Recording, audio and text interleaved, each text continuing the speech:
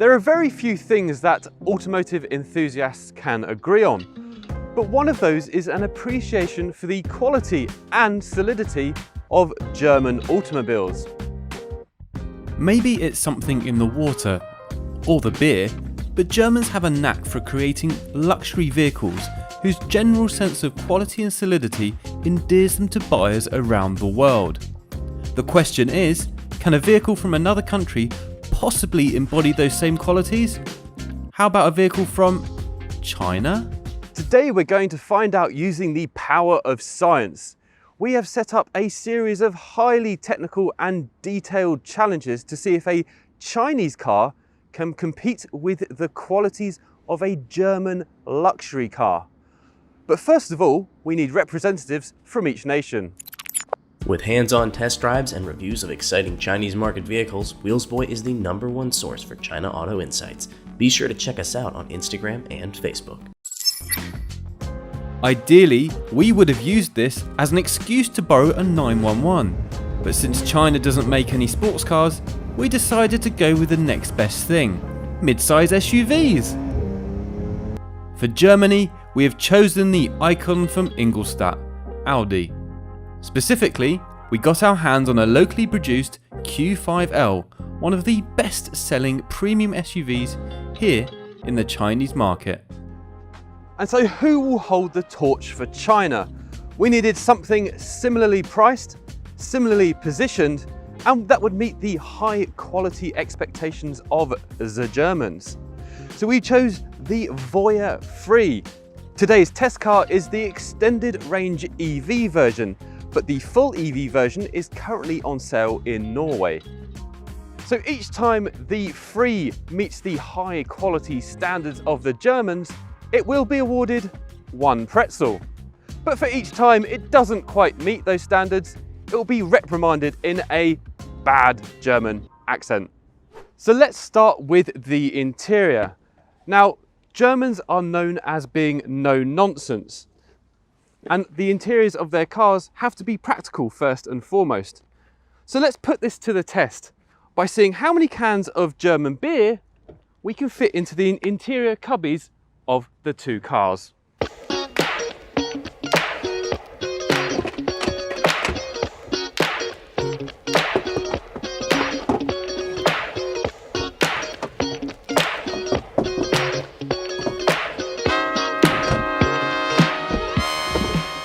The Audi has set the standard at 20 cans of beer. Oh, it does fit. Now it's time to see if the 3 can match that. So we can put 1 in here. Oh, many in here. 1, 2, 3, 4. Yeah, 4 in there. Oh, 2 here. Oh, there's quite a lot of space down here.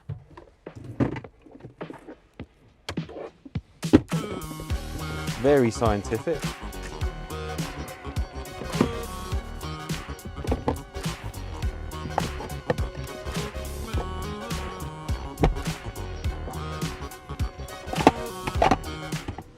So the 3 has absolutely aced that challenge.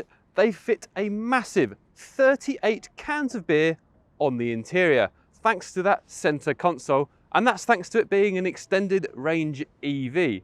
So for that, I award the 3 1 pretzel. Okay, here you go. Not there. There you go.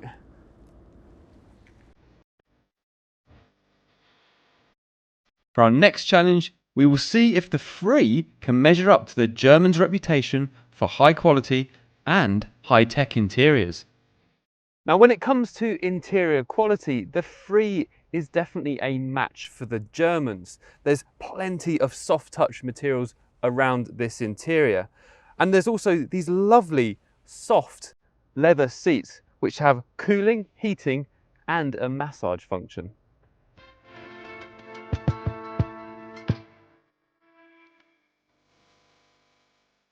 On the face of things, the 3 has the Q5L beat hands down in the technology department as well. It has 3 screens embedded into a dashboard that can raise and lower at the touch of a button, an electrochromatic roof that can change opacity, and an instrument cluster with night vision. Yes, night vision. Many of its functions can also be operated remotely via an app on your phone or via voice commands. 我有点冷。没问题，正在调高主向空调温度。导航去虹桥飞机场。找到监视场所。第一个。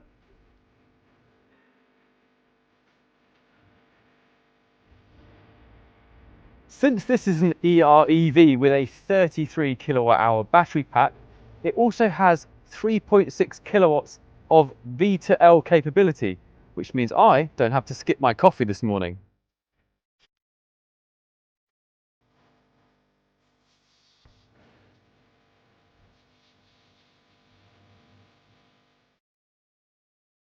But we're trying to beat the Germans at their own game, and the name of the German game is buttons. Now, whilst a lot of manufacturers are removing and deleting buttons from their cars, that message hasn't quite reached the Germans at this price point.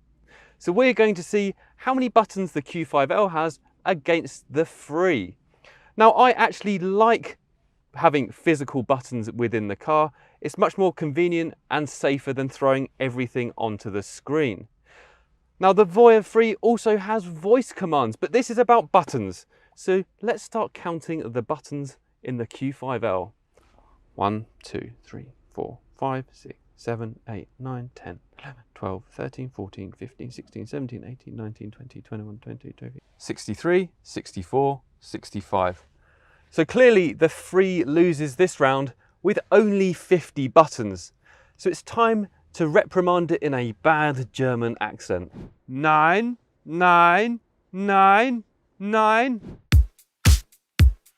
The free has performed well so far, but this is where things get tough. German luxury cars are known for their combination of vault-like ride and excellent body control. Can the Voyah 3 say the same? What we don't have is a racetrack, but what we do have is a parking lot with a hell of a lot of sleeping policemen. We also have a heck of a lot of beer left over from our storage test. So let's put them both to use for our final challenge.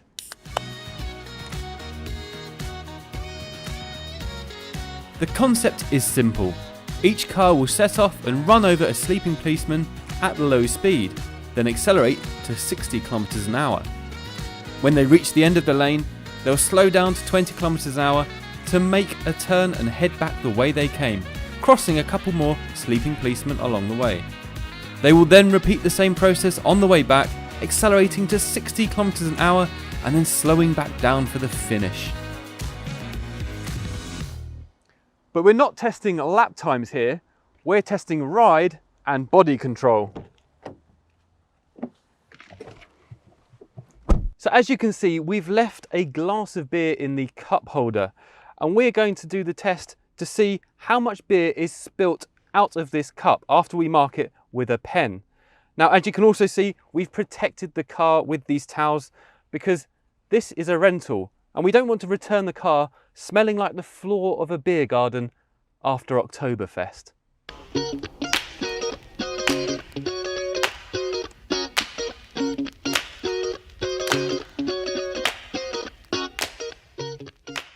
In order to keep things fair, we've asked our impartial and completely untrained racing driver to take the wheel. Aren't you cold wearing that Hawaiian shirt in November?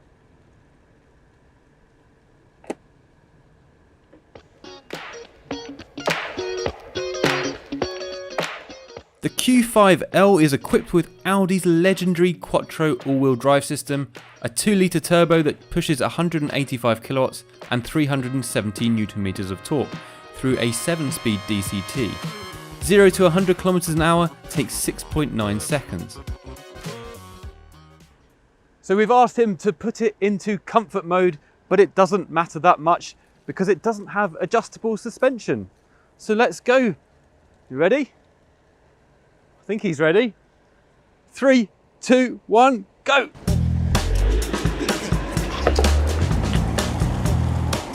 According to our untrained racing driver, the Q5L actually has a surprisingly firm suspension for a mid-size SUV, Going around the corner, there's going to be beer everywhere. which was great for keeping body roll under control, but worked against it when going over the sleeping policeman. And here he comes across the line. Let's see how much beer has been spilt. Well done. Oh, maybe not then. Oh, there's a few drops in here. Seems like it's dropped a little bit, yeah. It's definitely gone down from the line. So let's go and have a look at how the Free does it. So our driver's lining up the Free. Hello, why have you got so many fanny packs? What's in there? Oh, sorry, I didn't mean to. Okay. The Free has an air suspension that can be adjusted by up to over 100mm. That should help it over the bumps, but it also has a dual motor all-wheel drive system that means it can go from 0 to 100 km an hour in just 4.5 seconds. Let's hope he's careful driving this off the line. 3, 2, 1, go! The man in the Hawaiian shirt said that the air suspension of the Free made it much smoother whilst going over the sleeping policeman. When it came to turnaround, the air suspension also kept it pretty flat. But was he able to modulate all that power? Going around now, definitely feels a lot flatter and a lot more rapid as well. Let's see how much beer he spilt when he comes back across the line. Okay, here's the moment of truth. Let's see how much the Free has spilt. We won't bother shaking hands this time.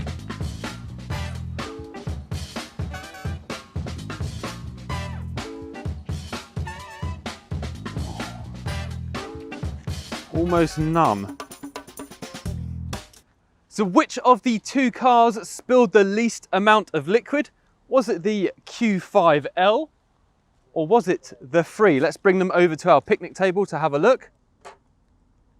And it looks to me like the Free has spilt even less than its German compatriot, the Q5L, which means its ride and body control are even better and it wins another pretzel. Well deserved pretzel for the Free.